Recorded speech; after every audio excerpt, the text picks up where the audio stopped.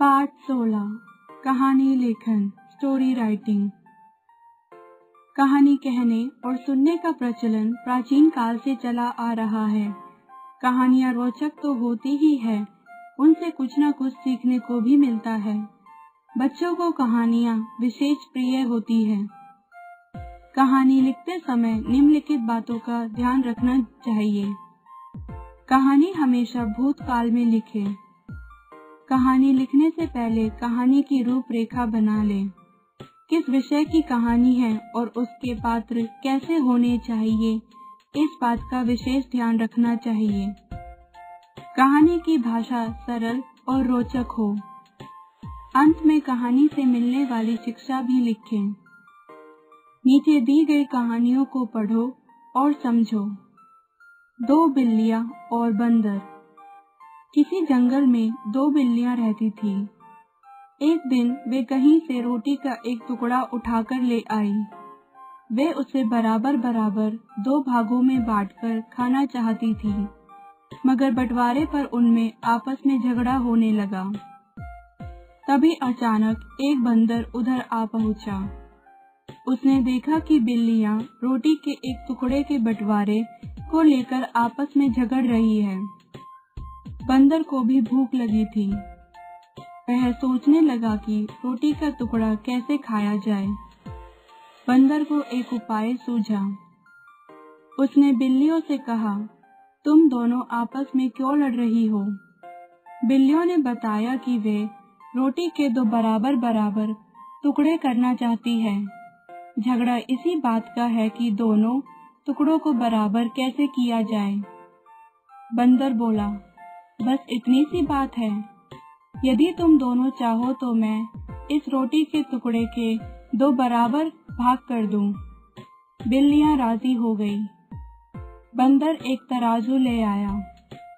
उसने रोटी के उस टुकड़े के 2 भाग करके तराजू के दोनों पलड़ों में रखे, पर एक पलड़े में ज्यादा वजन हो गया। इस पर बंदर ने उसमें से थोड़ा सा टुकड़ा तोड़ा और खा लिया।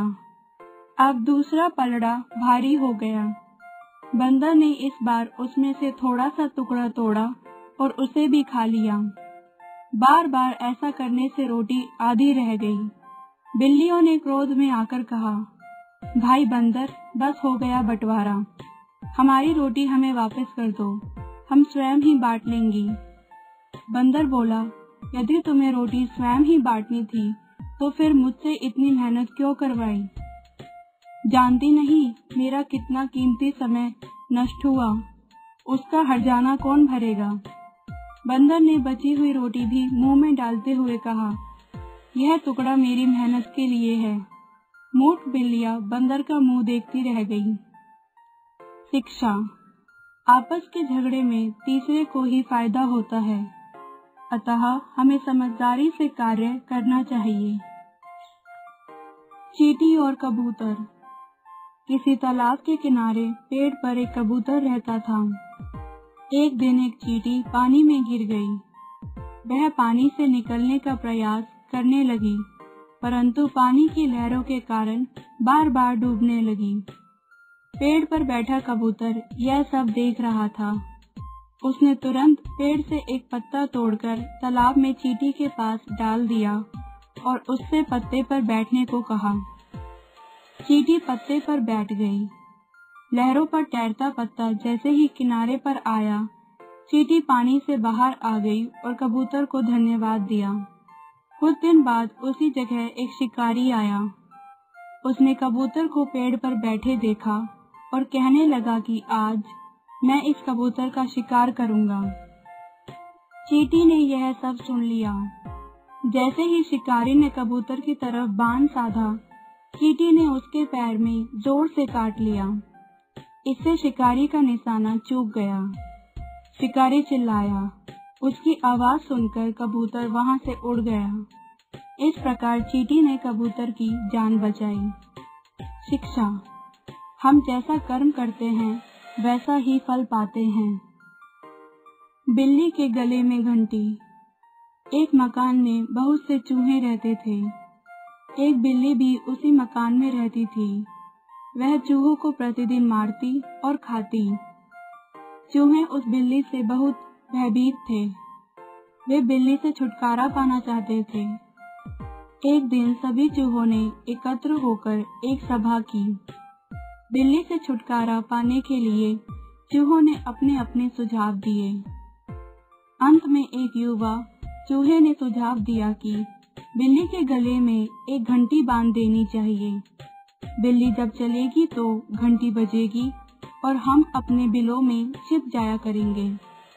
यह सुनकर सभी चूहे बड़े प्रसन्न हुए, किंतु एक वृद्ध चूहा बोला कि सुझाव तो बहुत अच्छा है, लेकिन बिल्ली के गले में घंटी बांधेगा कौन? सभी चूहे यह सुनकर शांत हो गए। उनमें से कोई भी यह खतरा उठाने को तैयार न था। इसी बीच बिल्ली वहां आ गई और सभी चूहे उसे देखकर अपने अपने बिलों में घुस गए। शिक्षा करनी से कथनी आसान है। हाथी और दर्जी। एक नगर में एक दर्जी की दुकान थी। एक हाथी प्रतिदिन उस दुकान के सामने से निकलता था। वह एक नदी में स्नान करने जाता था।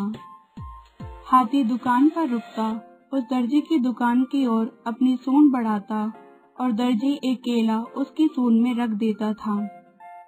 हाथी केला खाता हुआ नदी की ओर पानी पीने चला जाता था और नदी से एक कमल का फूल लाकर उस दर्जी को देता था। एक दिन दर्जी की दुकान पर उसका लड़का बैठा था। उसने उस हाथी को केला ना देकर उसकी सूंड में सुई चुभो दी। हाथी चुपचाप नदी की ओर चला गया, लेकिन उसने बदला लेने का निश्चय किया। उसने नदी का गंदला पानी अपनी सूंड में भर लिया और लौटते समय उस दर्जी की दुकान के अंदर वह गंदला पानी उड़ेल दिया। दर्जी की दुकान में रखे हुए सब कपड़े गंदे हो गए। दर्जी का लड़का अपनी गलती पर बहुत पछताया। शिक्षा जैसी करनी वैसी भरनी।